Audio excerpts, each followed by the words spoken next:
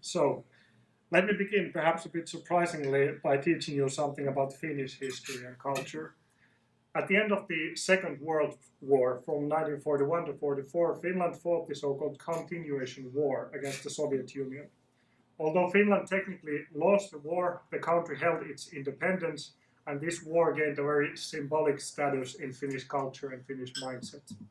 The Finnish author Väinö Linna, really hard Finnish name, Väinö Linna, wrote a fictional historical war novel about the experiences of a Finnish machine gun company during this war.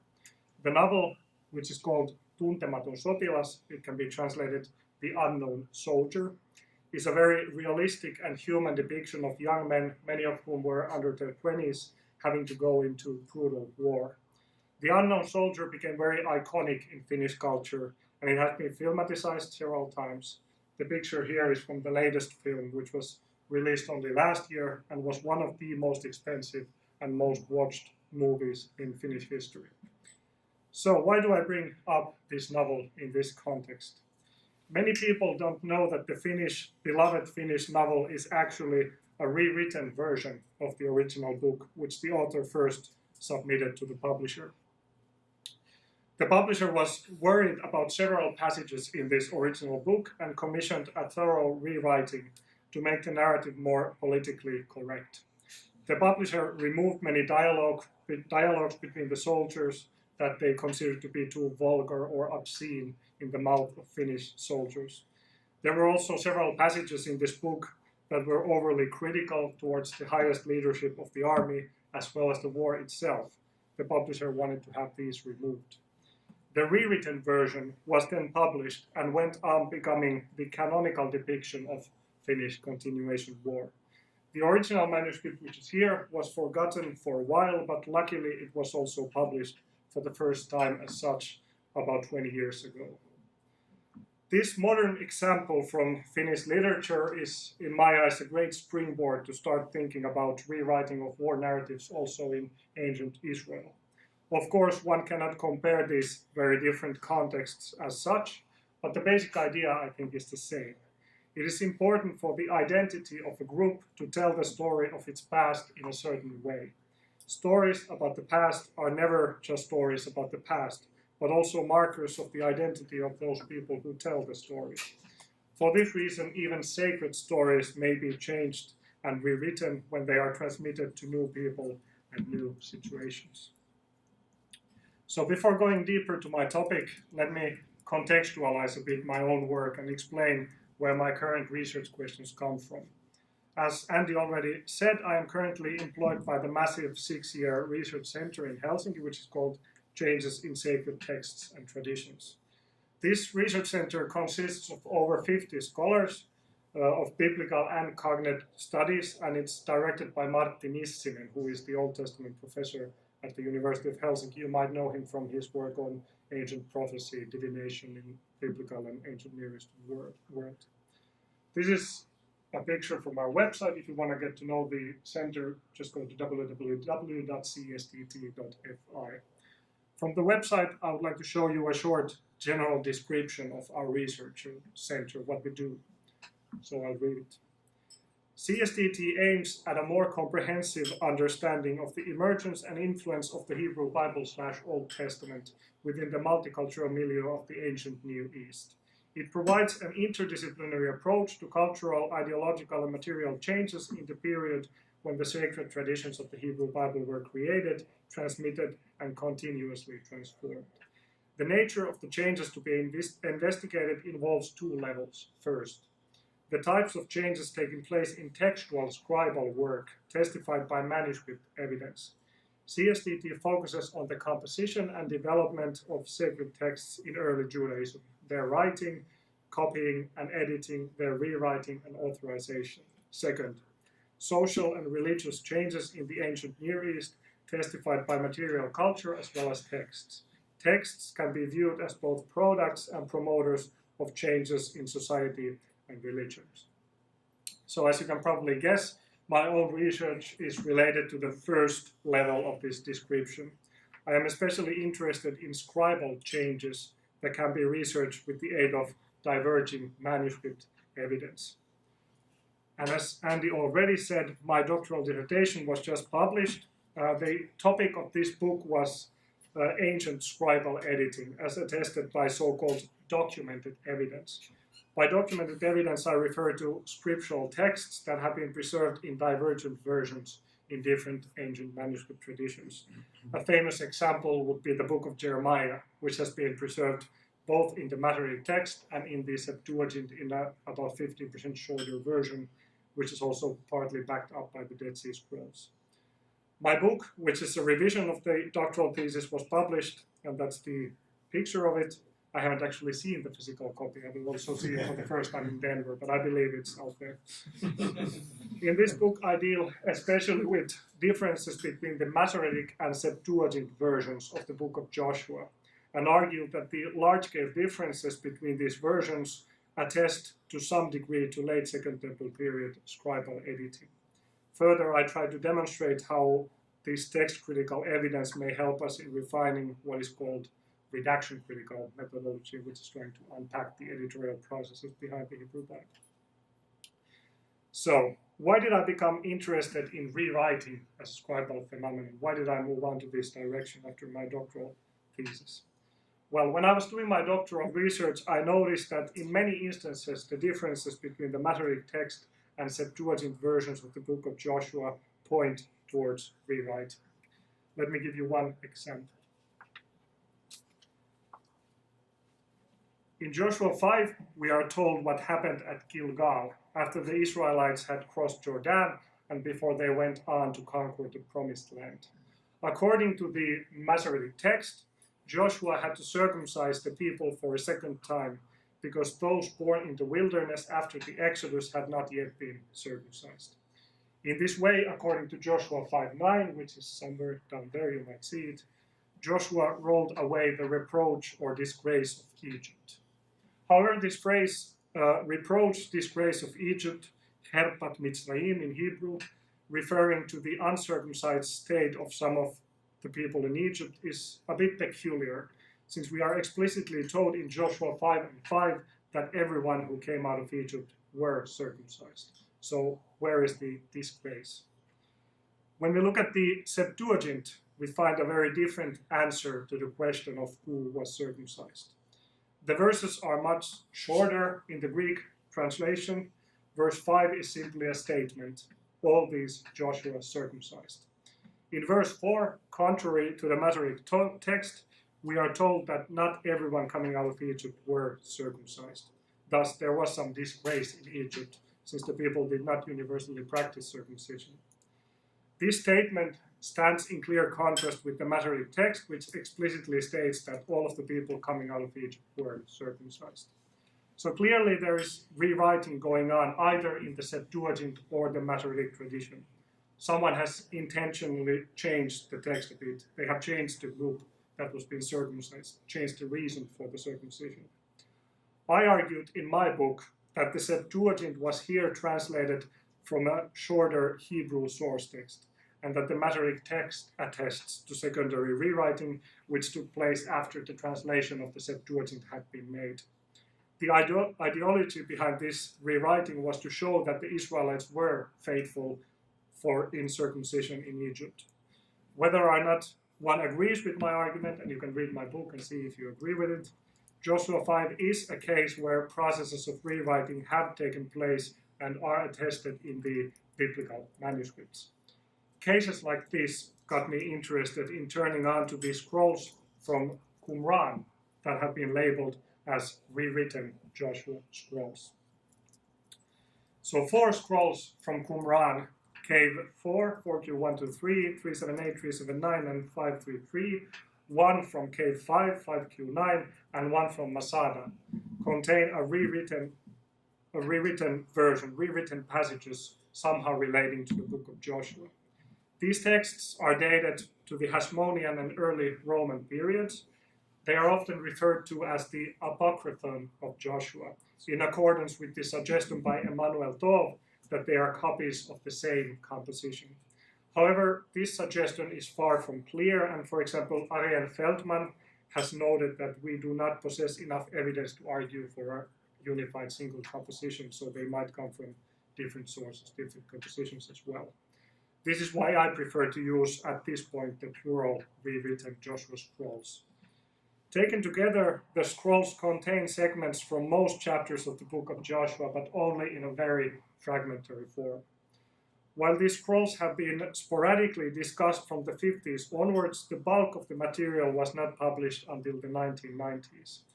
The best exhaustive reconstruction, commentary, and study of this material was published by Ariel Feldman in 2013. So this is only recently that we have all this material. We can start integrating them into wider discussions.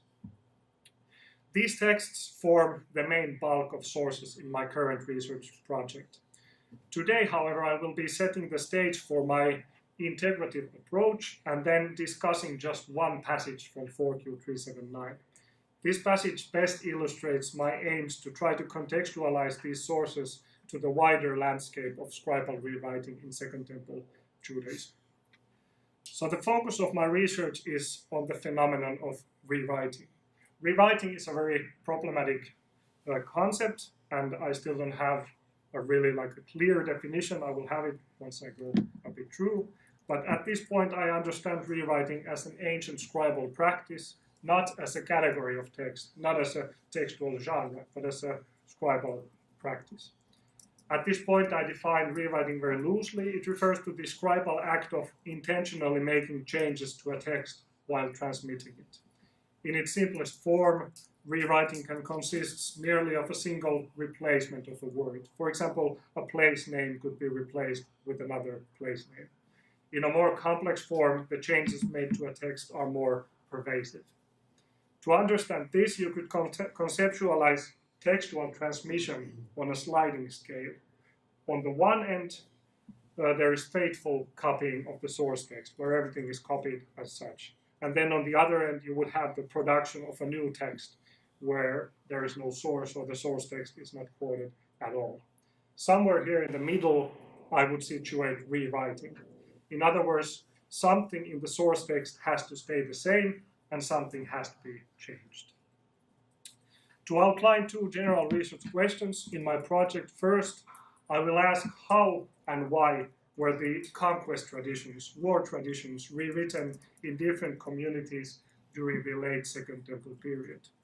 Second, I will ask how the rewritings in different sources are related to each other, for example, in the Masoretic text compared to the rewritten sources. In order to answer these questions, I try to develop and employ an integrative approach to the study of textual history. Quite often, text historical studies are done in a narrow and specialized way. Some people look at the Dead Sea Scrolls, others do textual criticism of the Septuagint, others create redaction critical models. My aim is to try to integrate insights from different methods: textual criticism, redaction criticism, Septuagint studies, Dead Sea Scrolls scholarship, early Jewish literature. Granted, integrating such a diverse array of insights will make you lose some of the focus on details. However, it will hopefully offer general insights to the wider practice and perhaps even social setting of rewriting in ancient Judaism. So next, we will turn to two case examples which demonstrate my approach and introduce cases of rewriting both from the biblical and non-biblical sources. And I wish that we can perhaps discuss these textual cases together after I've presented something related to them. So as you probably know, Joshua 6 contains a narrative about how the Israelites conquered the city of Jericho under the leadership of Joshua. The battle description in this chapter is more like a ritual, and the conquest is more like a miracle. You have priests and the Ark of the Covenant which circle around the city walls several times, and the walls of the city come down after blowing to a trumpet and shouting from the people. The narrative is much shorter in the Septuagint than in the better-known version in the Masoretic text. I don't have time to go through the whole chapter, which is a long chapter, but verses 3 to 7 illustrate the textual problems quite well. These verses contain the instructions given by the Lord to Joshua about how to go about with the conquest. So chapter 6 begins with verses 1 and 2, which are not there on the screen, but I'll read them out and you can have a look at them if you have some sort of Bible with you. So verses 1 to 2 read, "Now Jericho was tightly shut because of the sons of Israel. No one went out and no one came in. The Lord said to Joshua, 'See, I have given Jericho into your hand with its king and the valiant warriors.'" The instructions given by the Lord to Joshua continue as presented here on the screen. The instructions in the Masoretic text contain extensive instructions to the priests. The priests should carry 7 trumpets. On the 7th day, they should march around the city 7 times, and they should also carry the Ark of the Covenant. When you compare these instructions to the Septuagint, you notice that they are not nearly as extensive in the Greek text. Already from a visual comparison here, you can see that verse 4 and parts of verses 3 and 7 are missing altogether from the Septuagint. So here's a translation of the Septuagint. There are at least 3 observations to be made about the content of this passage in the Septuagint. First, the priests and the special role of the 7th day is not mentioned at all here in verses 3 to 4. There is simply nothing there. Second, the basic idea is the same. The falling of the walls is similar, the trumpet is sounded, but these are merely explained as things that will happen, not as introductions for the priests. Third, in the Septuagint after verse 6, the priests are not instructed to take up the Ark of the Covenant, but the instructions to go forward are addressed to the priests, unlike in the Masoretic text where this was actually said to the people. Then he said to the people, go forward. But in the Septuagint, it was said for the priests. The Ark of the Covenant is also not mentioned at all in the Septuagint in these verses. In the Septuagint, the Ark of the Covenant comes to the picture, but only later in verse 8. So, when comparing these 2 versions, the Masoretic text and the Septuagint, the basic text critical question is, what has happened? Why are these texts different? Which one of these versions was rewritten and why? Especially in earlier times, many scholars argued that the translator of the Septuagint was translating a text similar to the Masoretic text. In Joshua 6, the translator would have made several curtailments for some reason, perhaps in order to make the flow of the narrative better. Nowadays, for example, Michael van der Meer is a big proponent of this view, of this theory. However, in my opinion, this is not likely. First, if the translator was working in such a creative way, one would anticipate a bit more systematic approach. Why would the translator be so prone to removing inconsistencies in chapter 6, but did not take such literary initiatives in many other chapters, for example in Joshua 4, where you have many problems they could have removed, but there are not so many differences there. Second, research on the translation technique of Septuagint Joshua demonstrates that the translators seemed to follow the Hebrew source text quite closely. Some freedoms were taken in Greek grammar and lexical equivalents, but generally the Hebrew seems to be followed even at the expense of producing good Greek. Many Greek translation equivalents are quite Hebraistic in nature, and it seems to me that the translator seems to be quite faithful to Hebrew. When one considers these points together with the existence of Septuagint-like readings in the Dead Sea Scrolls, it seems probable that the translator was working with a different Hebrew source text. This line of argumentation has been pursued by scholars such as Samuel Holmes in really early times, Harry Orlinsky, Graham Auld, Lea Mazzor, Emmanuel Tove, and lately also Christy de Troyer. Therefore, in my eyes, it's likely that the passages missing from the Septuagint were added to the text after the translation had taken place. At some point, the Proto-Masoretic text was rewritten with an expansive approach. In Joshua 6:8, the Masoretic text begins with the phrase, "as Joshua had commanded the people," which is also missing from the Septuagint. This, in my opinion, is a key for understanding what has happened. A scribe behind the Proto-Masoretic tradition wanted to rewrite the beginning of Joshua 6 so that it would match with what happens further in the chapter. And then he repeated, as Joshua had commanded the people. All of the added elements are present in both the Masoretic text and the Septuagint later on. It was important for a scribe to show that everything happened as had been commanded before. Therefore, the commandments needed to be added. There are other instances like this in the Masoretic text of Joshua which show similar tendencies. One of these tendencies is the scribal completion of commandment execution formulas, which has been demonstrated by, for example, Christine de Troyer. These cases illustrate that the Hebrew text of Joshua continued evolving after the Septuagint had been translated. Therefore, from this perspective, the Masoretic text should actually be characterized as a rewritten text. This demonstrates that the label rewritten and the concept of rewriting is always relative. The evaluation of rewriting is dependent on what is being compared and what it is being compared to.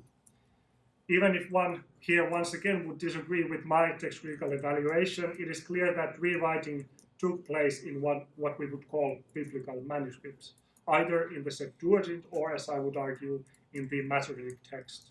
So rewriting as a phenomenon is not limited to the so-called parabiblical or rewritten texts.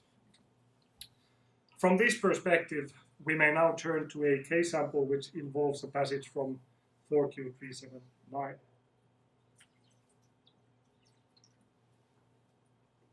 According to Joshua 6:26, Joshua laid a curse to anyone who dares to rebuild the city of Jericho. So this is just after Jericho has been destroyed.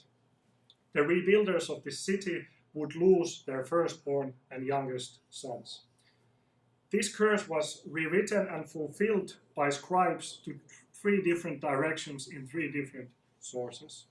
In the Masoretic text, the curse reads as follows: "And Joshua swore on that day, saying, Cursed be before the Lord anyone who rises and builds this city Jericho. With his firstborn he shall found it, and with his youngest he shall set up its gates." Now in the Septuagint, verse 26 is much longer and contains a fulfillment of the curse. The verse continues in the Greek text, down here, as follows: "And so did Otzan, the son of Bethel. With Abiron his firstborn he founded it, and with his youngest, although escaping, he set up its gates." The ending of the fulfillment is somewhat unclear because it is not clear what the loose Greek participle diasothenti, he escaped, although escaped, refers to. Probably it means that either Otzan or perhaps more likely the youngest son somehow was saved, escaped death from the curse. A second passage where a fulfillment of this curse is reported is found in 1 Kings 16:34, up there. The verse is situated at the end of a chapter which deals with the sins of the wicked king Ahab. The reference to the curse is not really connected to the context, but is likely reported as a way of further underlining the wickedness of the times of Ahab. This text is so close to the Septuagint version of Joshua that there is likely a genetic relationship between these passages. In Kings, the name of the perpetrator is Thiel, but apparently this is the same person as in Joshua, since he is a Bethelite, he's from Bethel, and his firstborn carries the same name. It may be that there is some scribal corruption behind the proper names. Thiel and Otzan might be somehow derived one from the other. As another difference to Joshua, the passage in Kings names the youngest son as Sekub. It might be that the peculiar participle down there in the Septuagint of Joshua is somehow derived from some corrupted form of this name in Hebrew. But in this context, I will not discuss the relationship of these texts further, and I will also not give my textual solution for what I think has happened here.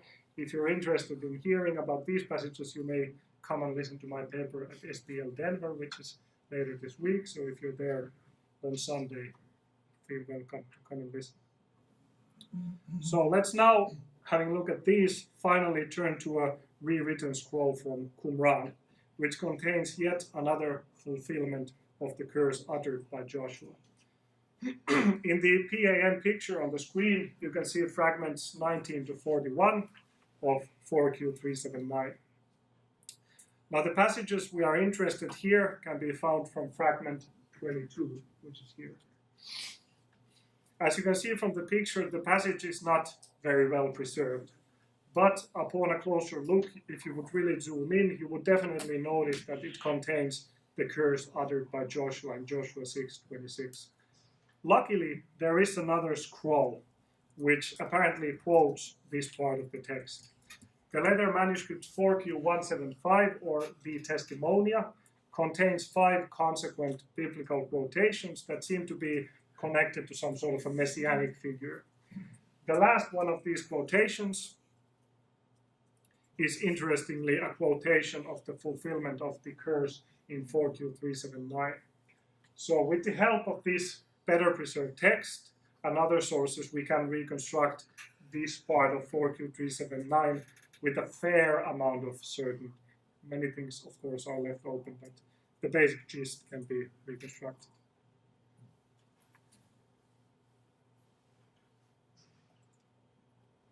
So the reconstruction here on the screen comes from the Dead Sea Scrolls electronic library.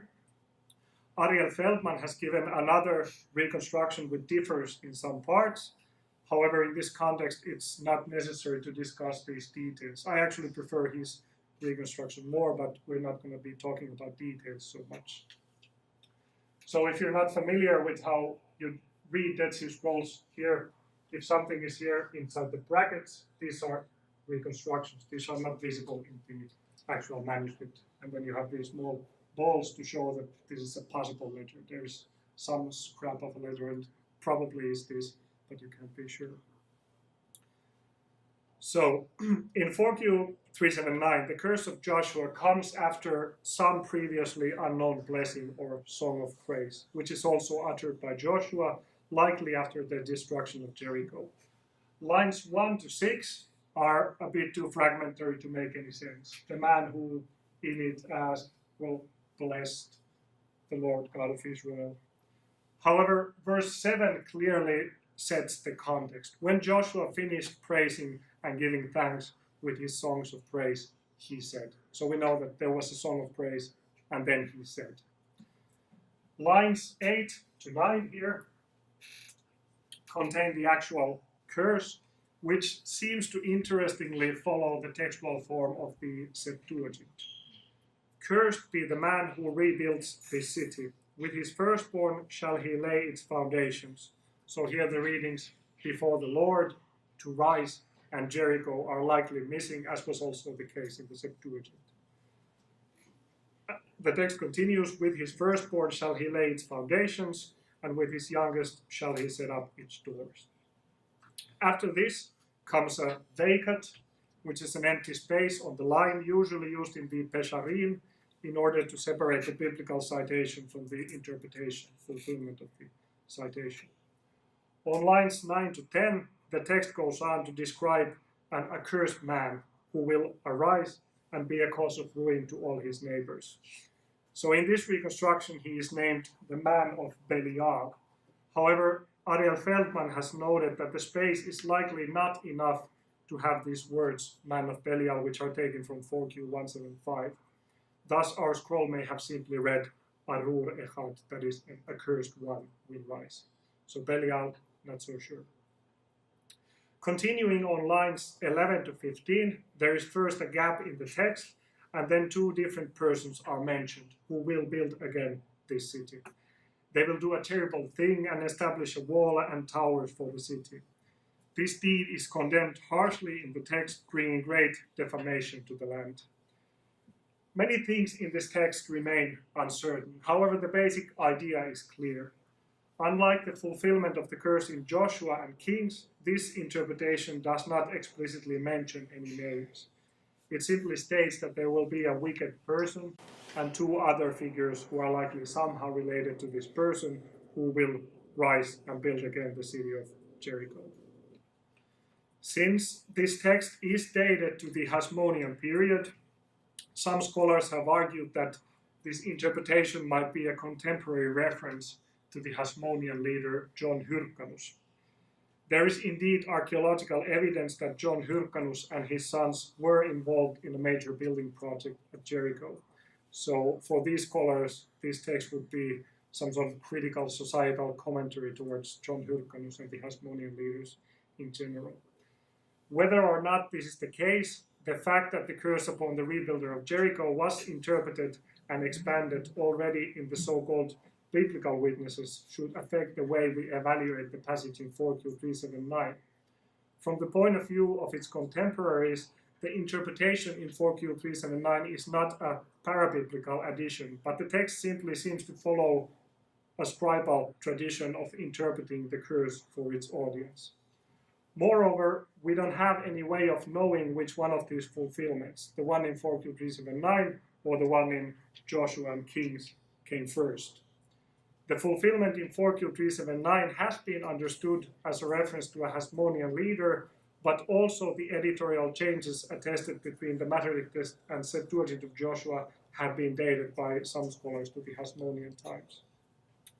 So we simply have a case of a Hebrew text, a Hebrew curse, being edited, rewritten to different directions by different scribes.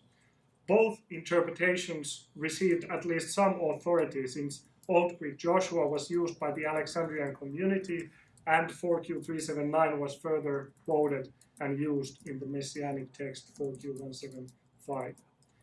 Therefore, this case underlines that when trying to understand processes of rewriting, one should integrate evidence from both biblical and non-biblical traditions.